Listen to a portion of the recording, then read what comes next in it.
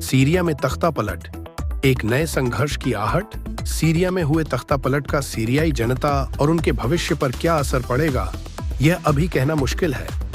लेकिन इस तख्ता पलट ने वैश्विक शक्तियों को पश्चिमी एशिया में अपनी मौजूदगी बढ़ाने का एक नया मौका जरूर दे दिया है।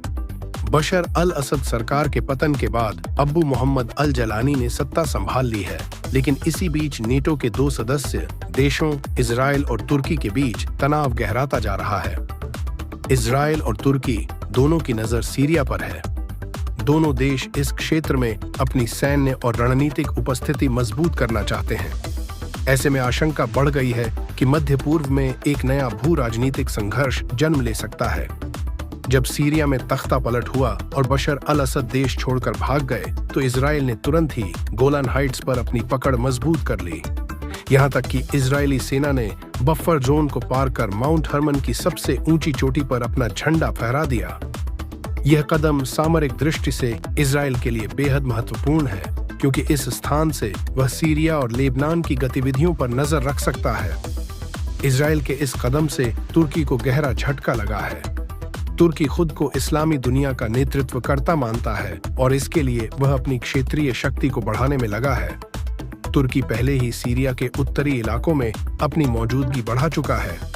असद शासन के पतन के बाद तुर्की ने सीरिया के कई विपक्षी गुटों के साथ गठबंधन मजबूत कर लिया है।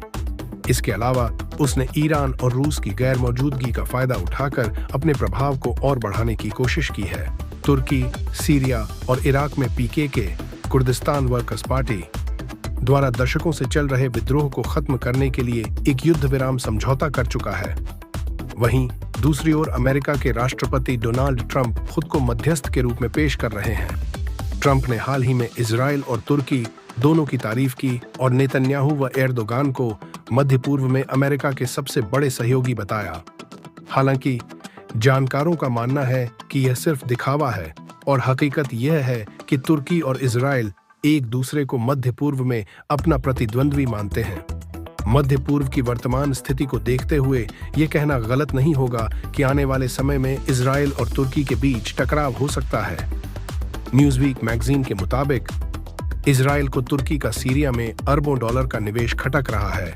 इसके अलावा तुर्की की सैन्य उपस्थिति बढ़ने से भी इजराइल चिंतित है। अगर इजराइल ने गोलान हाइट्स से आगे बढ़ने की कोशिश की तो दोनों देशों के बीच संघर्ष की संभावना और भी बढ़ जाएगी। ऐसे में सवाल यह है कि क्या मध्य पूर्व एक और युद्ध की ओर बढ़ रहा है? क्या तुर्की और इजराइल की बढ़ती प्रतिस्पर्धा इस क्षेत्र में शांति स्थापित करने की कोशिशों को नाकाम कर देगी? आने वाले दिनों में हालात किस ओर जाते हैं, यह देखना बेहद दिलचस्प होगा। चैनल को सब्सक्राइब करना ना भूलें। Bureau report DKN news media.